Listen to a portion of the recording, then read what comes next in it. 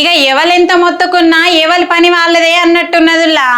ప్రభుత్వ పాఠశాలలో ఉన్న సమస్యలు పరిష్కరించాలని డిమాండ్ చేస్తూ లకడికప్పుల్లోని పాఠశాల విద్యాశాఖ కమిషనర్ కార్యాలయాన్ని చుట్టుముట్టిరట ఏబీవీపీ వాళ్ళు.